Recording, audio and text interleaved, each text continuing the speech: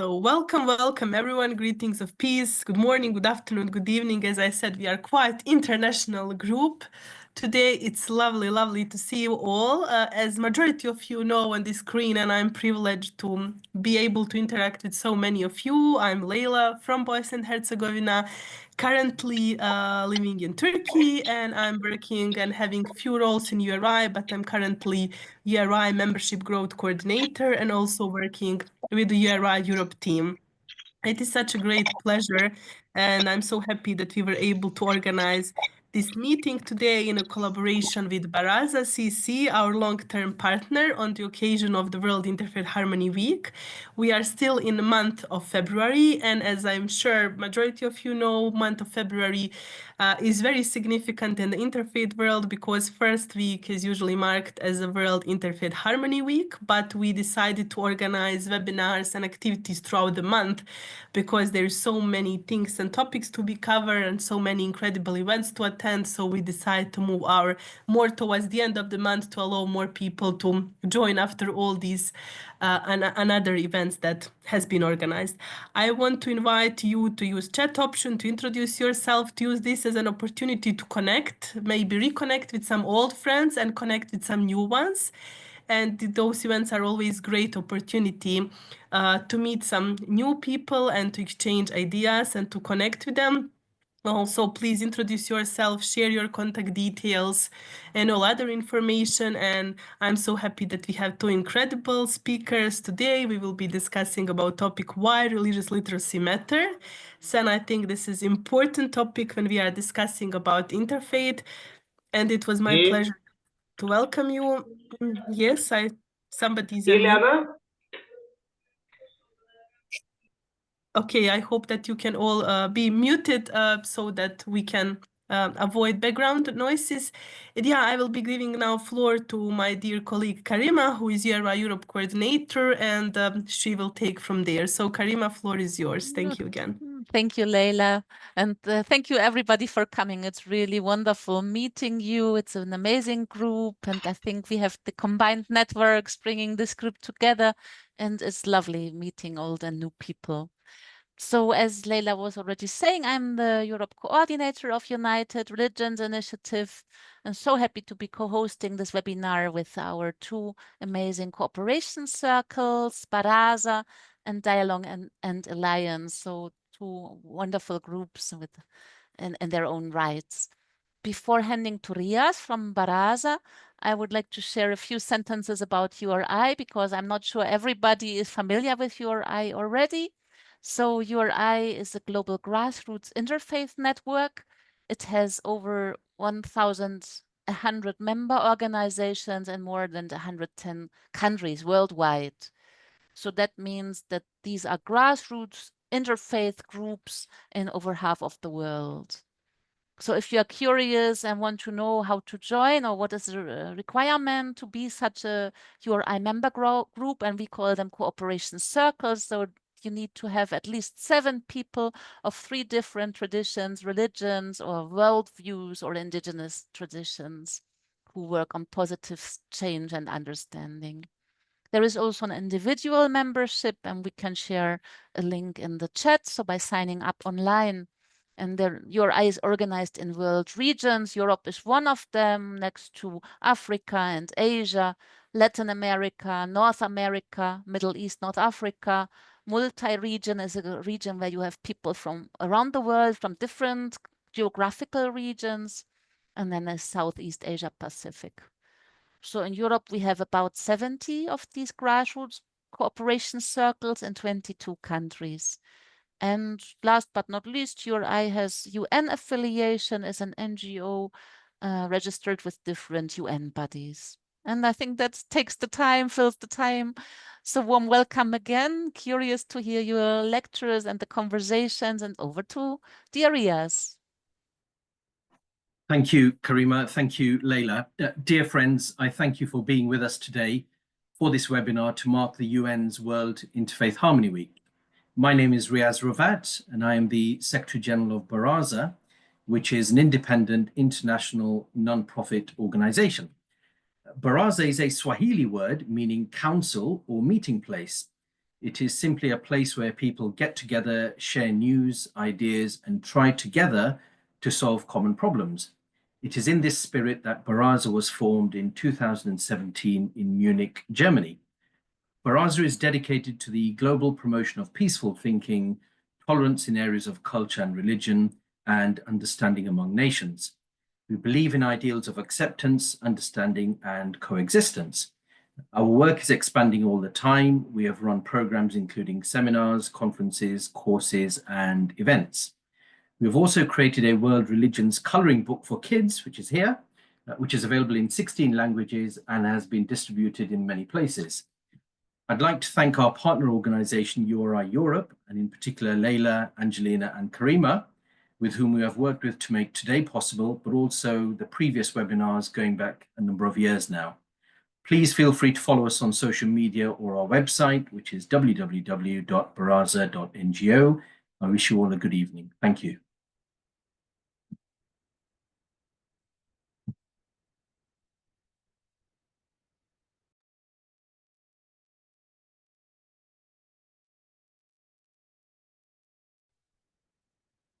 Thank you, Riaz. And then I think we are going to go to our first speaker. Are you going to introduce our dear Francesca Ciadedu?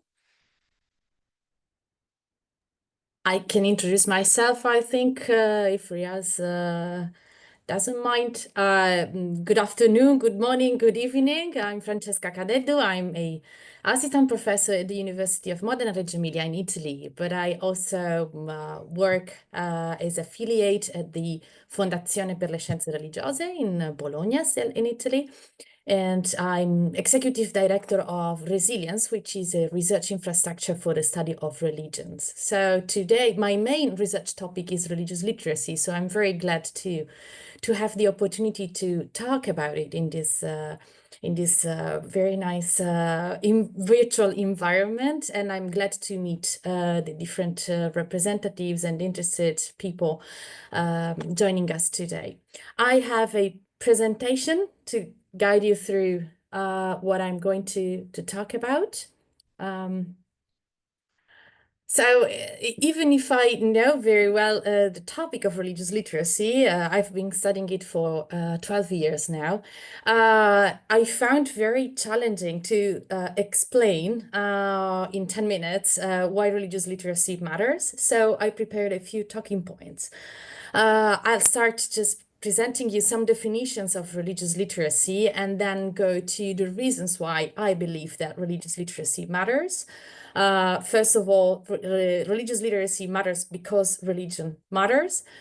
Religious literacy matters because knowledge matters, because of course religious literacy is also about knowledge. And the third reason why I believe it matters, it's because societies and cultures are characterized by pluralism.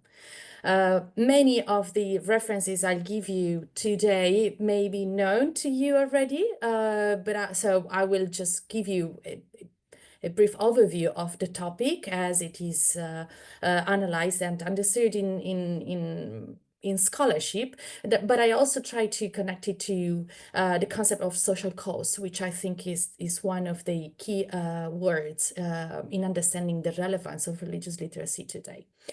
The four books the four covers that you find on the slide are the four covers of the books that try to give a definition of religious literacy. We have the Italian report on religious illiteracy, which was published in 2014. It is in Italian and it was edited by Alberto Melloni. I was part of the 26 scholars contributing to it. Then we have Overcoming Religious Illiteracy, Diane Moore's book on the relevance and of religious literacy and the history of religious illiteracy, especially analyzed through the intercultural education lens. Then we have Stephen Prothero's Religious Literacy, which is American-based, and it's about religious illiteracy in the United States and how to overcome it. From a more Christian point of view. And then we have Religious Literacy in Policy and Practice, which was published by Adam Dinham and Matthew Francis, and it's mainly focused on the UK's context. All of them give different definitions of religious literacy. I will not mention all of them, but it is important to realize that even the definition, each definition of religious literacy is context-based. So if you read Meloni's book or Moore's book or Protero's books or Adam Dina's books, you will find that the definitions that they offer you come out of the scholarly background, academic background that they have, but most importantly, they come out of the national geographical context in which they are positioned. Most of the work that is done on religious literacy comes out of the Western societies, mainly from Europe and the United States and Northern America. But more and more studies are coming out and being published also on religious literacy in other areas of the world, like, for example, from Australia or from the Middle East. But of course, this is a topic that emerged particularly in the North Atlantic area as a reflection coming out of the secularization theory and how it affected the knowledge and transmission of knowledge about religion in this specific geographic area. I'm not saying something new to this audience. Religion matters. We all know that, but I wanted to focus on on some aspects, some reasons regarding the relevance of religion, not just because we believe in it, but because it's about today's facts and events. It's about migration. It's about settled population. We usually see like settled population as and migrants as two different entities bringing with them religions, but this of course is a much more dynamic phenomenon. And so I usually direct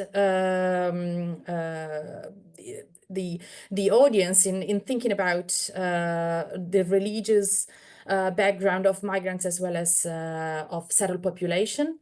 Then, of course, religion is about peace and war. This is some news coming out of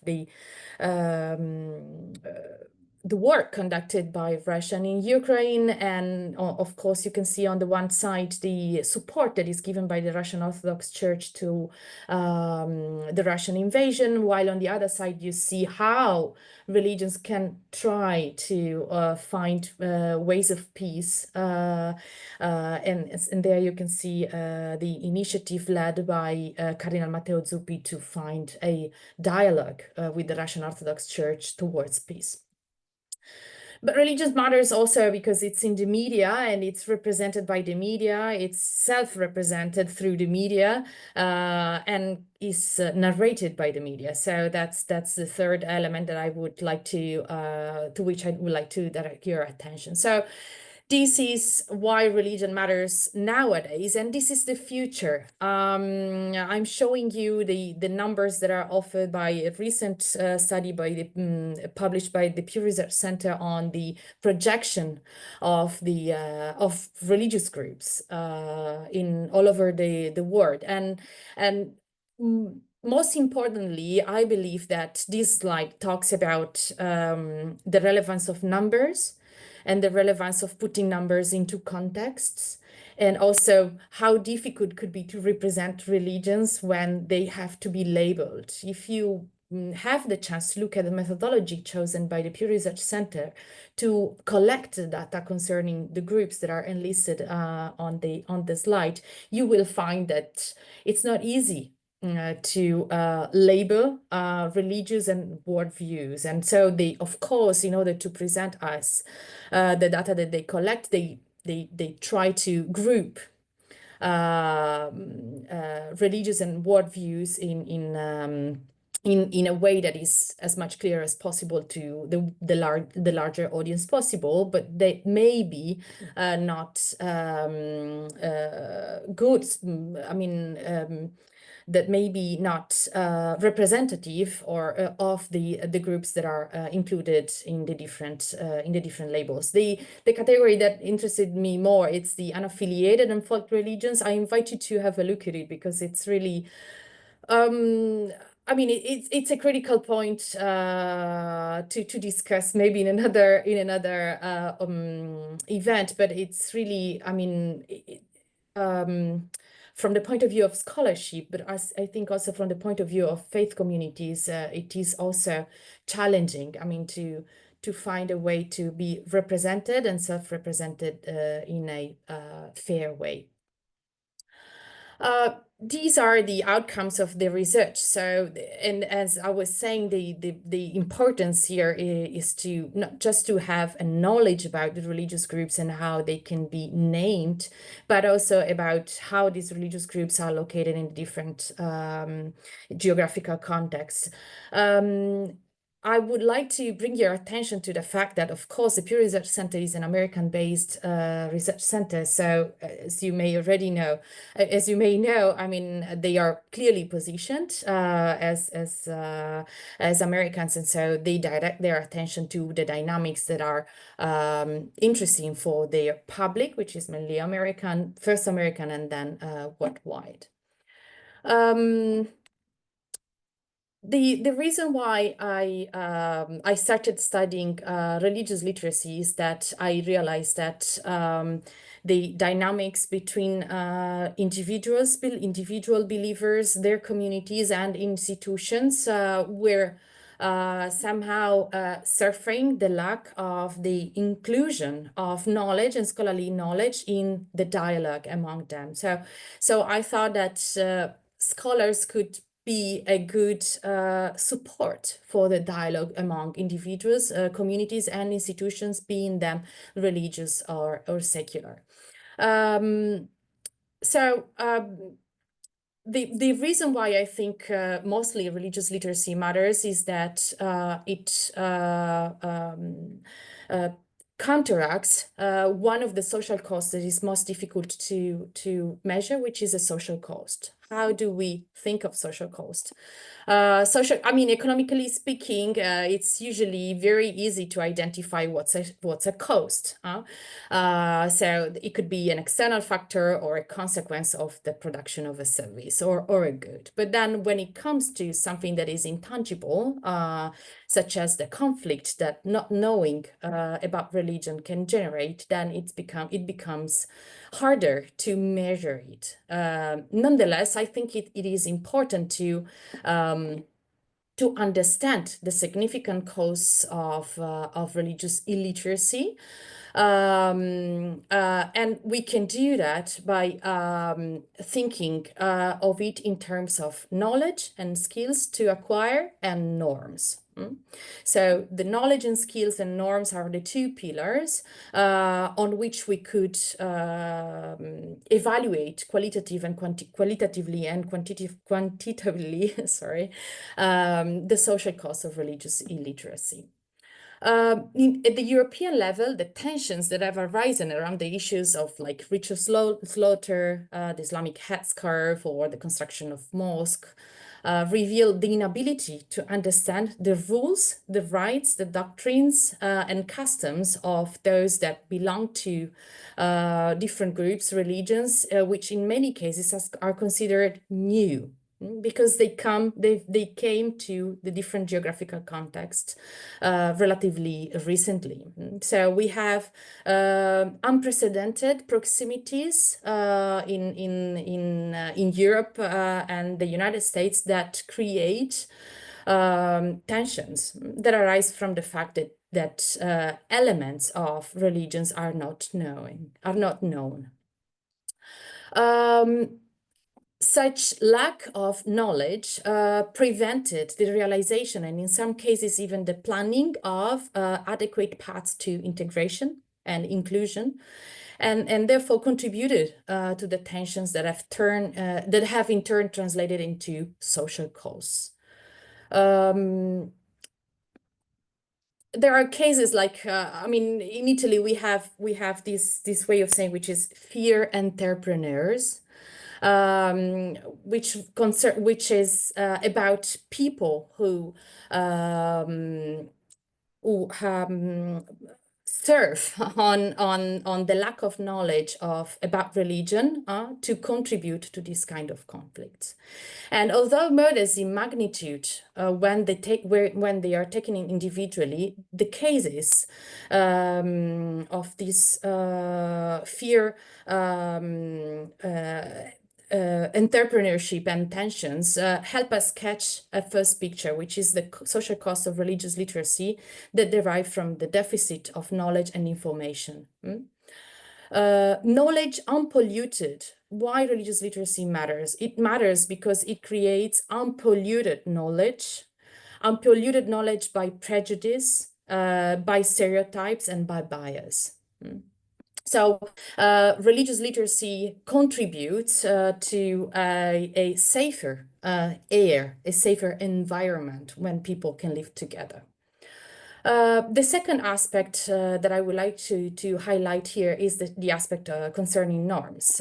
So religious illiteracy frequently merges with that of the illiteracy concerning rights and norms. From the point of view of rights, very often those who are unaware of the identity and peculiarities of a religion, other than the one that is most present around them or the one they believe in, are hardly aware of the legal protections that sometimes are accorded to religious faiths, to religious faith communities and groups. Even in the cases when these norms are renowned, are new to people, they are regarded as granted benevolently. So it's not as a matter of codified right, but as something that has been allowed to a number of groups. So this contributes to the confusion concerning established religious freedom rights. And such a confused knowledge, lack of knowledge of the rights and freedoms that are recognized that are acknowledged, to religious groups and organizations, contribute to the lack of understanding of behaviors, beliefs, norms, cultures that are present in the surrounding society. All of these, of course, is connected to the lack of policies and policy making that is religiously informed.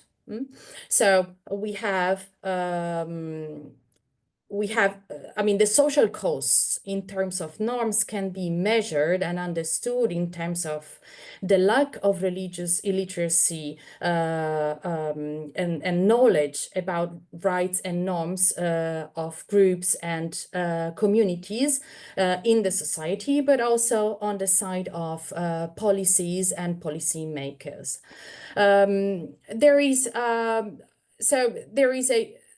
what we define as the political and legal arrangements that are attributed to associated life. So it's like the fact that we have religious illiteracy is encouraged to the extent that it privileges one particular religion at the expense of others. And this happens for two reasons. On the one hand, the politically and legally privileged position of a religion can easily induce its adherents to rely more on the support of public authorities than on their own personal commitment. But this induces a passive attitude that is a fertile breeding ground, for the development of religious illiteracy. So here, religious culture may survive as a part of a country's tradition, but it gradually loses its vitality. This conducts us to the topic of belonging and believing. The bond of belonging replaces the bond of faith.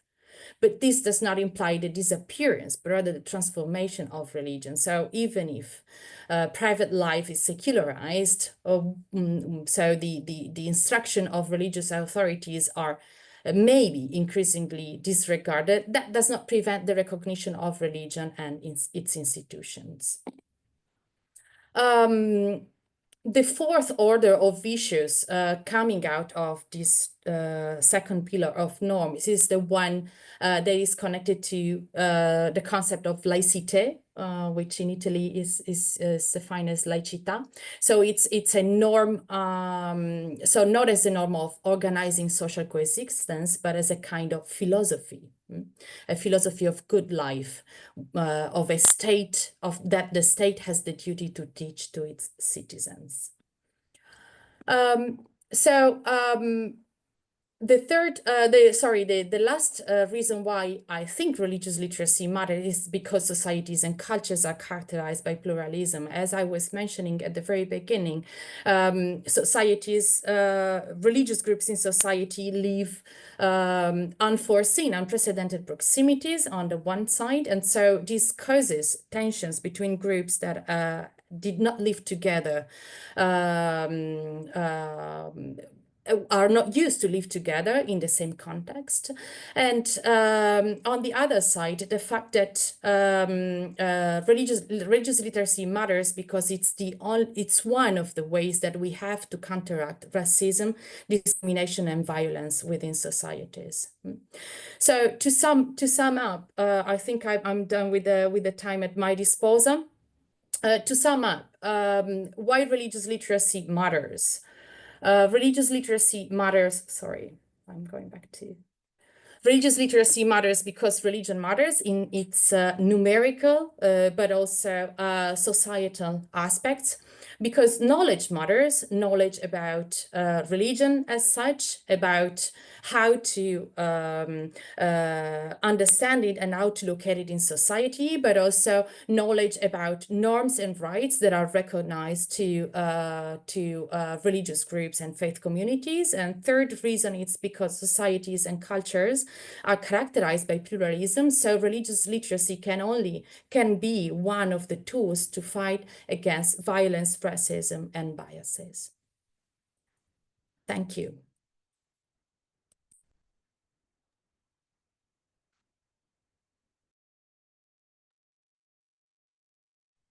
Thank you very much. Leila, you go. No, I was just impressed by the presentation, and as you, Francesca, put it really nicely together. Even though we all knew about some of these aspects, it is always great to see it in one place, and you really nicely explain some important bits and pieces, which is very relevant to our work. So really huge thank you for this great presentation, and I will give floor to Angelina to introduce our next speaker.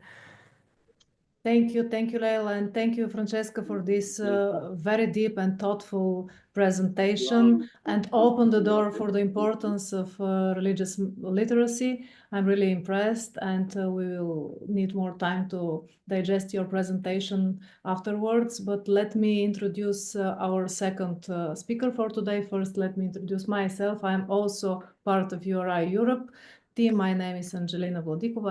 I'm URI Europe CC Liaison Officer, working closely with Karima and Leila. And it's my great honor and pleasure that we had the chance to have again this traditional workshop during the World Interfaith Harmony Week together with Baraza and with RIAS in particular. So let me introduce our second speaker for today, Chantal Shetelat-Komagata. She is a Secretary General of the Universal Peace Federation Switzerland and one of the Universal Peace Federation coordinators for Europe. She has a master's degree in electrical engineering from EPFL Switzerland and in religious education from the Unification Theological Seminary in US. She lived in various parts of the world and alongside her Japanese husband raised 4 children. Back in her hometown with her family, she served as the COO of a public bus company and participated in volunteer interfaith activities. She has been focusing on programs for Ambassadors for Peace with her youth and Students for Peace team, organizing training programs centered on universal values and discussions on shared themes found in world scripture. Dear Chantal, floor is yours. Thank you very much, Angelina. And thank you so much, Francesca, for giving us this academic understanding. Actually, it's not at all the way I'm going to tackle this subject. So I'm really happy that you presented that in a very scientific way. And I'm going to more talk about it from the experiential way and also from my own life experience. So we understand that religious literacy matters for so many reasons that were just mentioned. And that's also the reason why URI, Baraza, UPF, and many other faith-based organizations have been doing interfaith activities for so many years.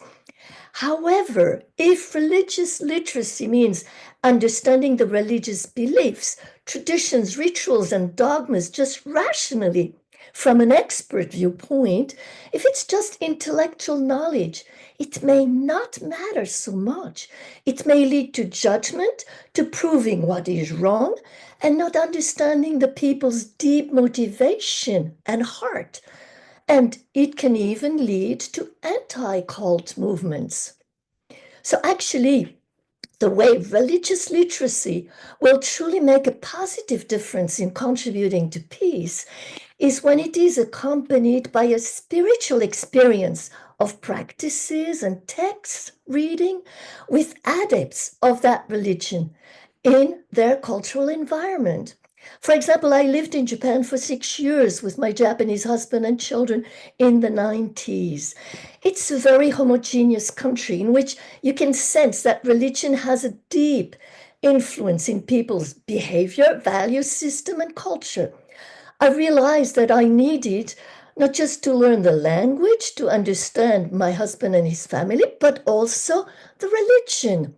And a key to the religion are the ideograms, those Chinese characters coming from China and brought to Japan through Korea by Buddhist monks centuries ago.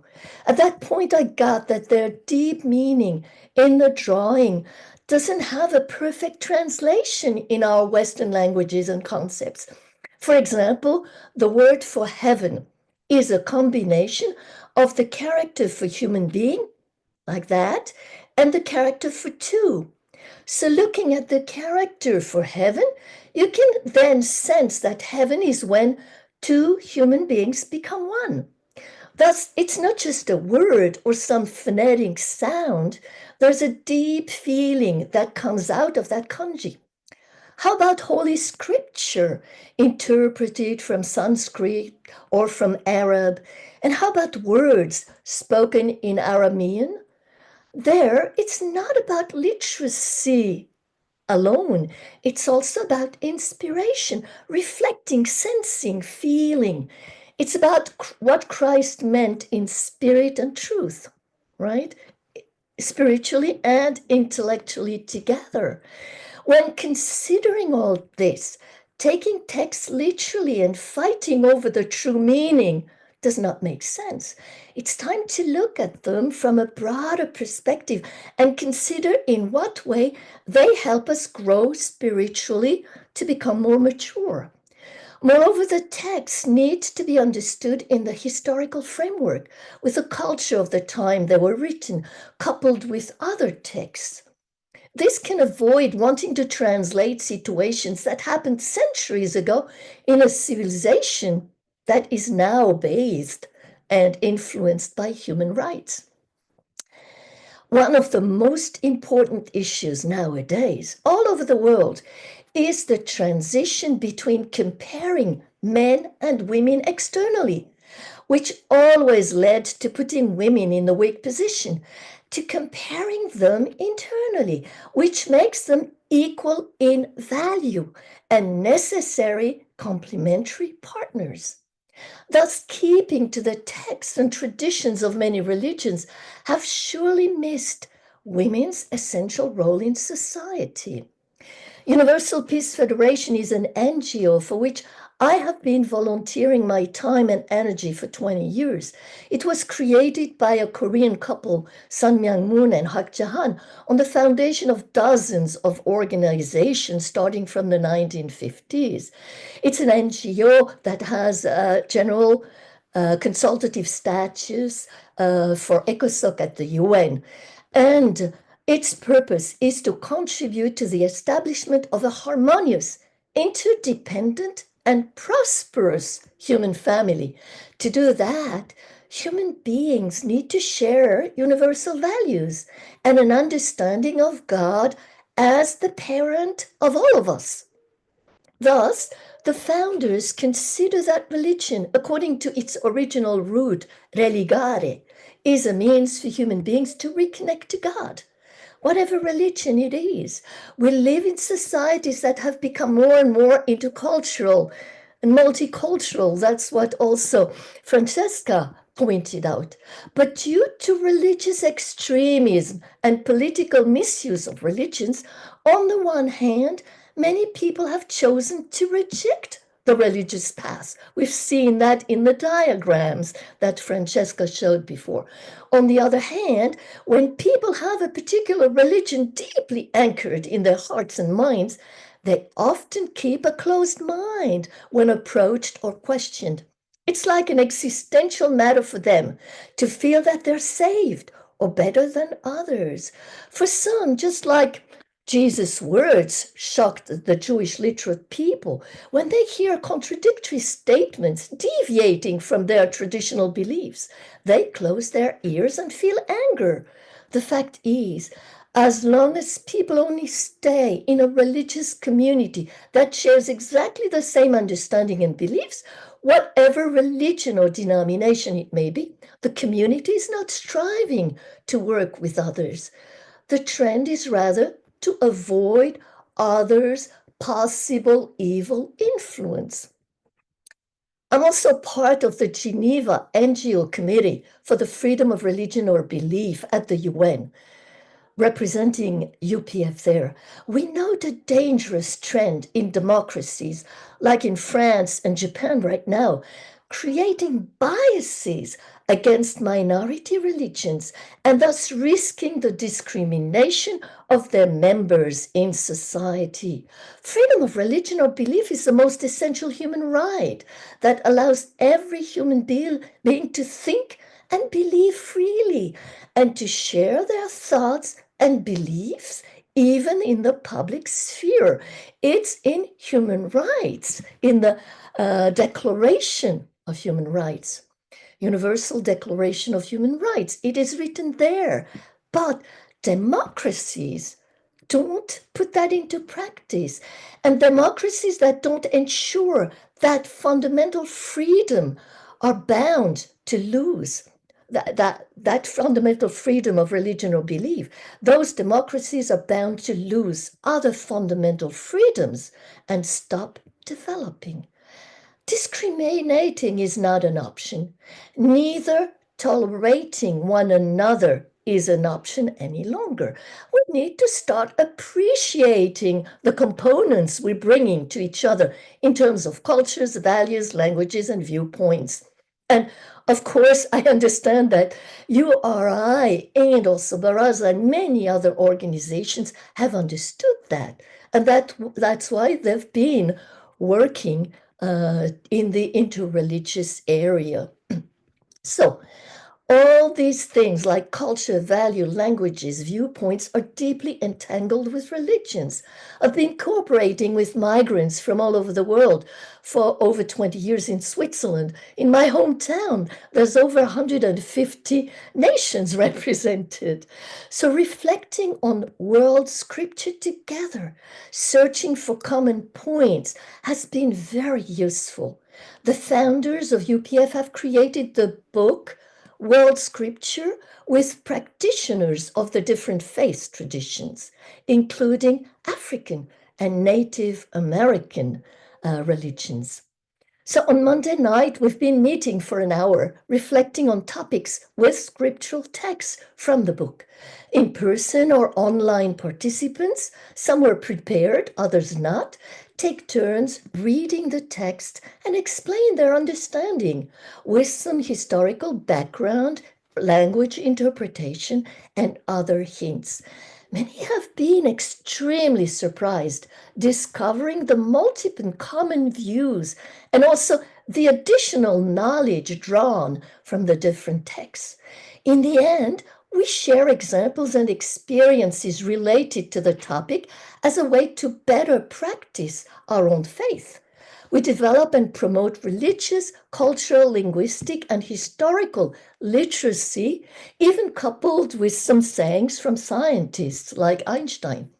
On the one hand, by opening one's ears, we gain understanding of other religions, and on the other hand, we get to appreciate one another as human beings and witness how different religions can actually bring people to grow spiritually in their own faith.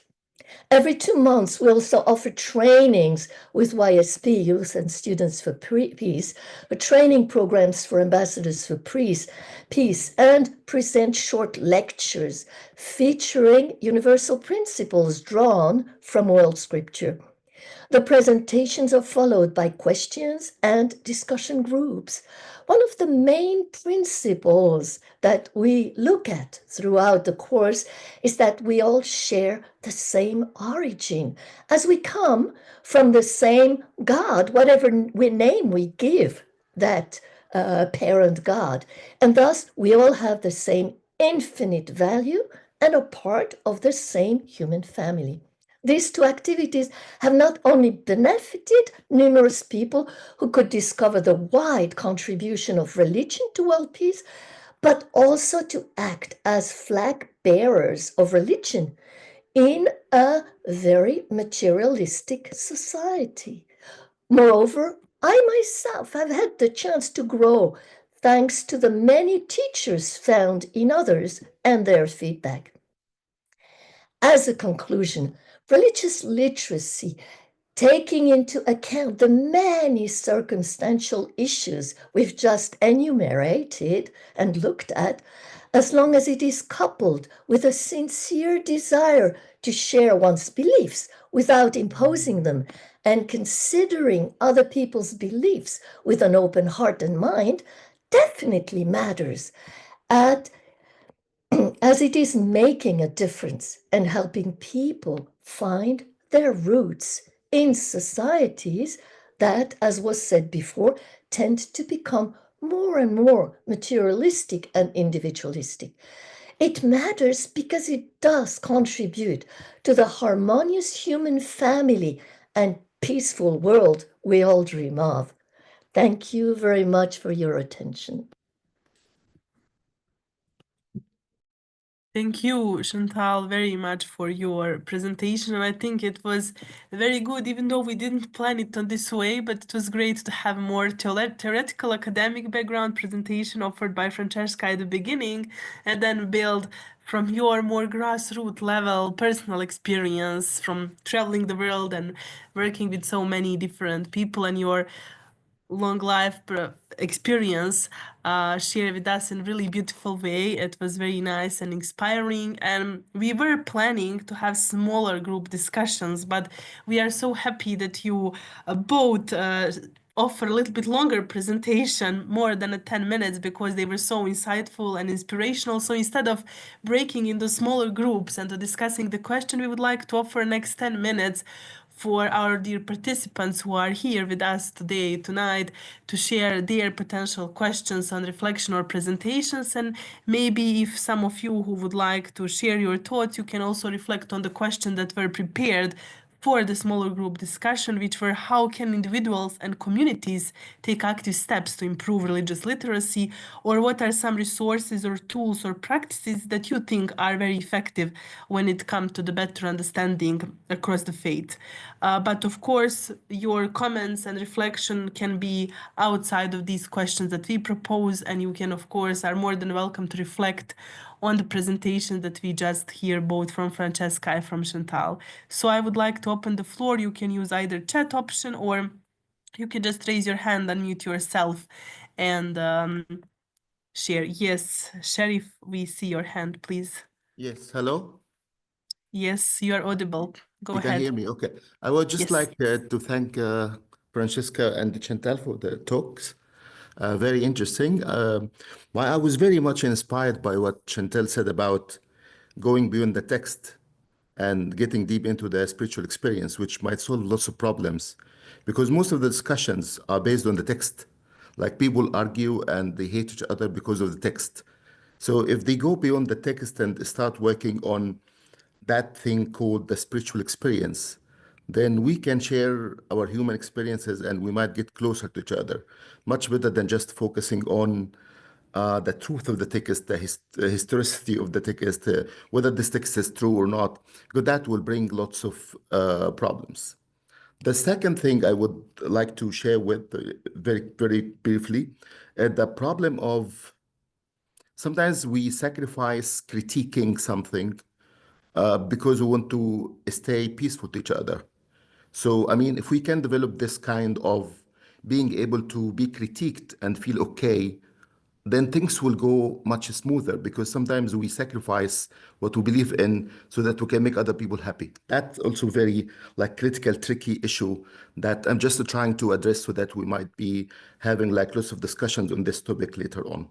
That's my sharing, and thank you for the two talks. They were very useful and informative for me. Thank you very much. Thank you very much for joining us. And yes, it raised a different question. I'm not sure, Chantal, if you would like to reflect on what Sharif just shared regarding the text. Yeah, that's one of the points I hinted at. When someone is really like so much hanging on to their own beliefs and ways of looking at things, it's very difficult for them to be like questioned, huh? Because there's this fear of losing faith, or there's the fear of not being loyal to one's religion, which is really a strange thing, you know? So, but anyway, if we have this understanding, then we know with who we can, you know, go deeper into the questioning and who we shouldn't because they're not ready to open their minds and listen to other perspectives. Yes, thank you. Thank you for this additional reflection as well. And it was a question into the chat if presentation may be shared by you, Francesca. So I hope that it is okay that you will be able to share presentation and then we can attach it together with the recording to our participants. So yes, Francesca is nodding the head. I will take that Yes, as for yes. sure. Yes, I can share that. Perfect. So Sherry, if you want to add something or your hand just stayed raised. No, I'm done. Thank you very much. Okay, great. And I saw that Marius, you raise your hand, but then you put it down. Do you want to ask something? Can you unmute? We cannot hear you. Please unmute yourself. Hello, good evening, everyone. Hi. Buonasera, namaste, dobar večer, something like that. Good evening to everyone. Guten Abend. Right. So, I'm looking here at the questions, and my suggestion is next. I think the easiest way to bring resources, tools, practices is to organize public events where representatives of more religions or bring their stalls, present their holy books, their traditional food, something like what's happening in Vienna every year in Sigmund Freud Platz, Kulturen bieten zu Tisch, cultures brought to table, yeah. So something in that way. A day where people can come together and have friendly chats and satisfy their curiosity through information. And when you have this happening, the neighbors, religious neighbors and neighbors, yes, not just spiritually, get to know each other better. And when those walls are broken, community communicates better. There is better communication through the community, and the grounds for interfaith cooperation is laid. And also another very good project is one which I will promote all my life, regardless I'm rich, regardless I'm poor, regardless my social status or whatever comes in my life, is promoting the universal peace message, may peace prevail on earth, through planting peace poles, which is a very easy way to bring community together and promote the beauty of diversity. And in great lines, that is what I wanted to say, is that community events and peaceful planting events would be an ideal tool to promote interfaith cooperation. And other events like the Global Love celebration, promoting the International Day of Peace, bringing many, many cultures in the same space, in conditions which accelerate the communication. Yes, that's all I wanted to say. Thank you. Thank you very much. Thank you very much for this proposal. And I think it is really in line with what URI is doing and what we are all trying to do all the time, bring people from all over the world together. Of course, it will be ideal if we can all be together physically offline in one space, but there are certain limitations to that. So at least we can utilize this online space. And it is definitely into the line with what Chantal shared with us, at least based on her experience living in Japan, is when you are exposed to the culture, things change and it opens completely new view. So definitely, yes, I think this can at least be invitation for all of us individually to explore and to be more open and to try to travel and to meet people from different background, online or offline, and just to widen our perspectives in that regard. And it's definitely bringing a lot of addition when it comes both to the religious literacy, but also to the interfaith and intercultural communication. So thank you, Marius, for bringing this very important idea. And I know that I'm aware of our time, but if there are any more questions or comments before we start wrapping up today's meeting, I would like to offer the floor. Yes, Marles, I can see you raising the hand. Just unmute yourself. Can you unmute? We cannot hear you. You are still muted. And no, we cannot hear you. Can you unmute? Yes, yes, It's yes. okay? We can hear you. Yes, yes. Please go ahead, Marles. Okay, I'm the editor of a website and book called Quran and Bible Side by Side. My view is that religious diversity, we should also look at what we have in common. Now, this website disappeared for some reason.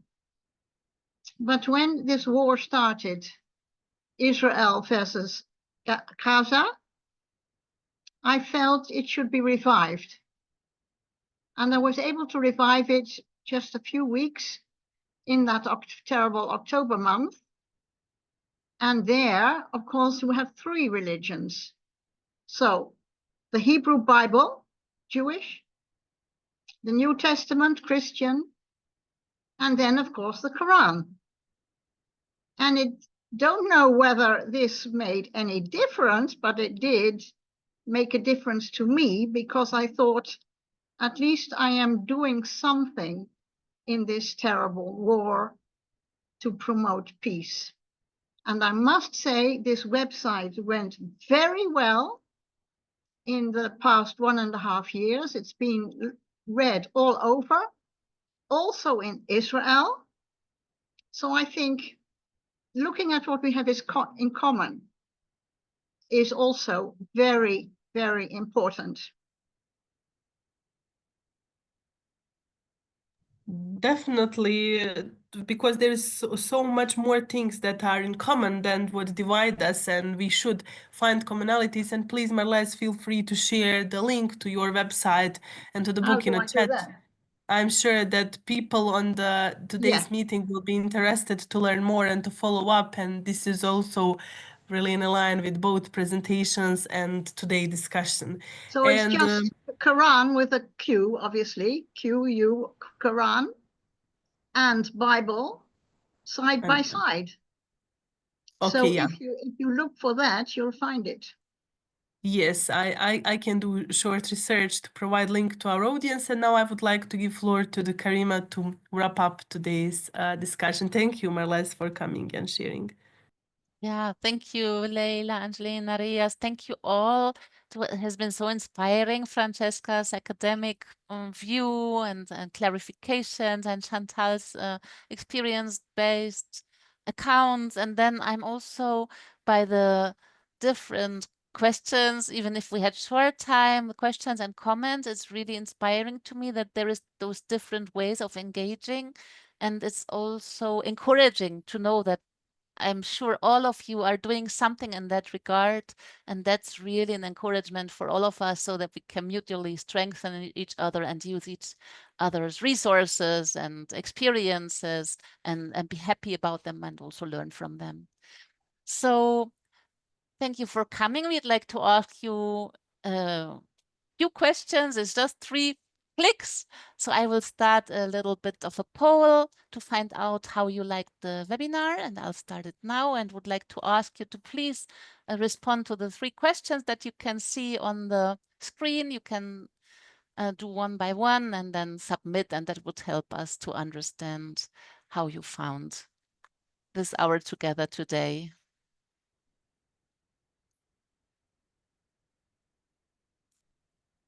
Yeah, and while you are doing it, and I can see that already 4 or 5 of us submitted your responses, please continue sharing any thoughts in a chat, or just unmute yourself to greet familiar faces on the screen, and we will wait a few more minutes while others will fill out the form. And huge thank you to Francesca and to Chantal for great presentations and very insightful. It was really a rich discussion. And I think that we just need to rethink format for the next time. I think that we will need to dedicate more time, since there are so many interesting things and questions that could be answered. And yeah, people are asking about where is the questionnaire should show on your screen as a pop-up, as a pool. So you can see there, but Karima also posted it into the chat if you would like to respond in the chat. But I saw that already 12 of you responded, so it seems that people are finding the way. But just please answer all 3 questions and then submit the answer. Yes, and yeah. feel free to reach out to any of us if you want to take part in future activities. Probably some of you are on our email lists, and we're happy to share more if you are not. And I'm sure our partner organizations are the same. Yes, thank you again. We will send follow-up email, recording will be there, more information will be there, and we are very much looking forward to the new event. And I am sure that Riaz will submit this as also another event for the World Interfaith Harmony Week. So report will be there, and who knows, maybe we will be receiving reward, right, Riaz? Okay. Hope so. Hope so. Finger crossed, but it is such a pleasure to collaborate all the time with Baraza, and please check baraza.ngo website, URI-Europe.org website, and URI.org website if you are interested to form the group, to join us as an individual member, or to just get connected with all these incredible people and to learn more about the work. And thank to each of you for all your work and contribution. We are aware about amazing work that each of you are doing and how you are all participating into interfaith work, interfaith dialogue, and contributing to the raising awareness about religious literacy as one of the topics. So thank you again. We wish you a lovely rest of the day, evening, and really much looking forward to see you again. And huge thank you, Francesca and Chantal, for amazing presentations. Yeah, we are looking forward to the next time, and we'll have opportunity to collaborate together. Bye-bye. See you Thank again. you. Bye-bye. All the Thank best. you. Thank you very Bye-bye. Thank you very much. Bye-bye. Thank you. Bye-bye. Thank you all. Take good care. Bye-bye.